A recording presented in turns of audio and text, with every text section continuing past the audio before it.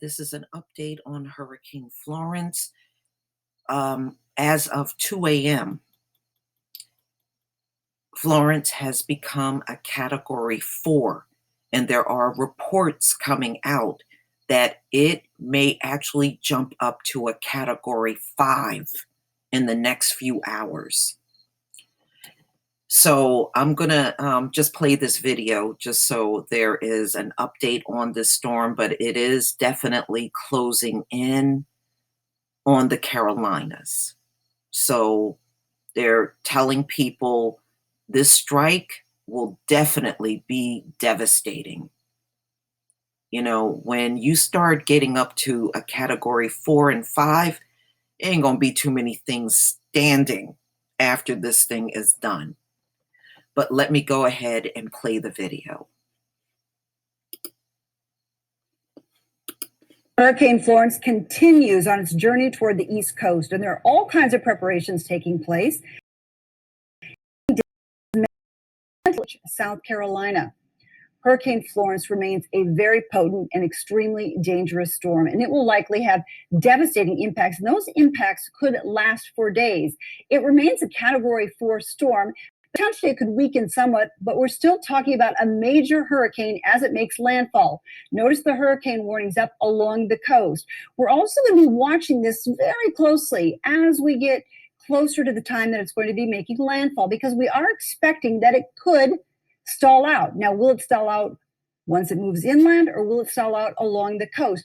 That's really going to vary in what kind of results we get from this. But notice well inland, we are talking about a significant storm. We're going to be watching the waves very closely. Onshore winds are going to push those waves up, the water up along the coast, potentially leading to some catastrophic flooding through here.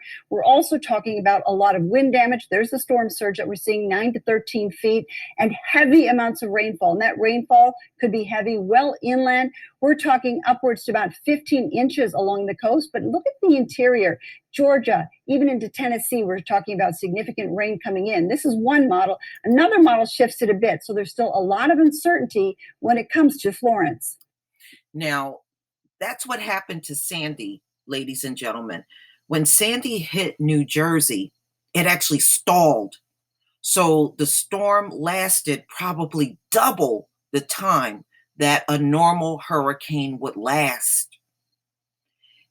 And if this thing stalls, it's going to sit right on top of those Carolinas. And I mean, they're right. You know, it will probably be over 35 inches of rain if the thing stalls. And that's what happens to some of these hurricanes. They don't keep on moving.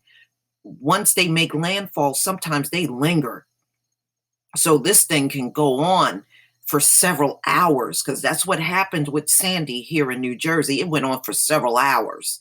And it was like, damn, when is the thing going to move? I mean, that's how long it lasts. And this will be devastating if a Category 4 lingers. Yes, this is going to be a devastating hurricane. And I'm just warning you, if this thing is coming in at a 4 and 5, if you can get more inland, or have a relative that can let you stay for a few days before this thing is over, that's what I would recommend that you do. You know, it's going to be a lot of damaged homes completely destroyed. At those kind of winds, you're talking well over 140 miles an hour. And I went to another report, and they're saying that it is possible for Hurricane Florence to hit a Category 5 just before making landfall. That it's not going to be unheard of for this thing to reach a Category 5 right here. Update.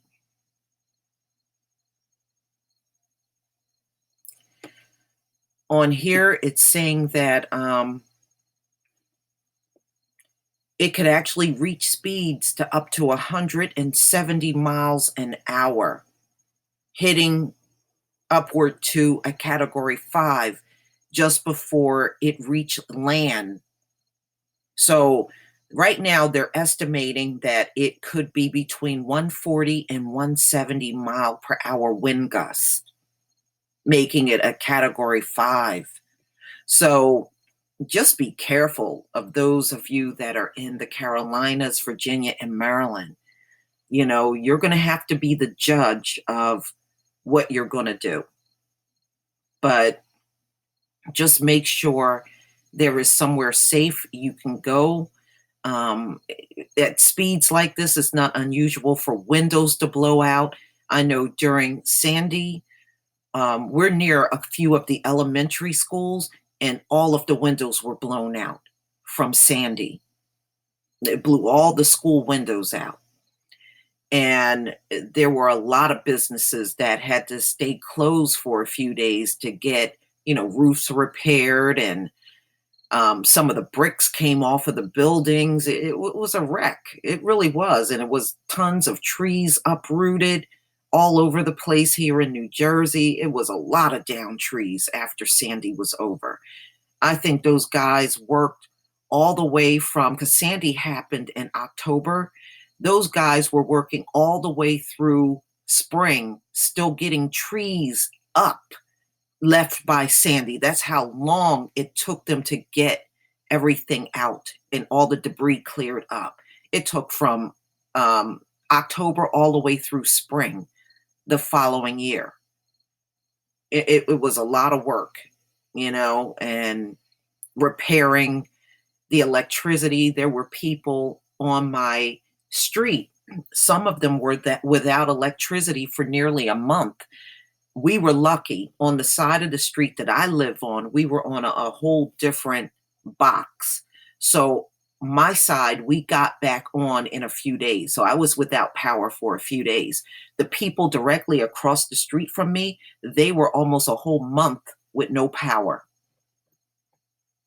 So, I'm just letting you know, a hurricane coming in at a 4 or 5, y'all may be without power for quite some time. It takes them a while to get around to everybody, especially for areas that big that are going to be affected by the storm. So just get the basics. Make sure you have flashlights. If you got charcoal where you can grill your food, for a while before power is back on, or if you have a gas stove, you should be okay. As long as you don't sustain a lot of damage to your homes, you'll be able to use a gas stove. But those of you that have electric, you might want to load up on some charcoal if you can for your grill. But nevertheless, and it might be a few days, or it could be a few weeks before even your mail carrier. So if you're expecting money, a check or anything, it may be a delay in you getting that, because with all of the debris on the roads, your mail carriers are not going to be able to get through with the mail, because we went probably a good week and a half without getting our mail. And then all of a sudden we got a big pile of mail. So, just make sure you have the basics: water, non-perishables, food, anything that you can eat that don't require heat. Try to get those things. Like if you can get some fruit, sometimes fruit doesn't necessarily have to be refrigerated. You can get some nuts. Just try to think of the things that you can get that don't require heat. That's what you want to have around. Please leave your comment and subscribe, and load up on water. If you can get several cases of water, get it. Please leave your comment and subscribe. Don't forget to hit on the notification bell, and I will see you on the next video. Peace, family.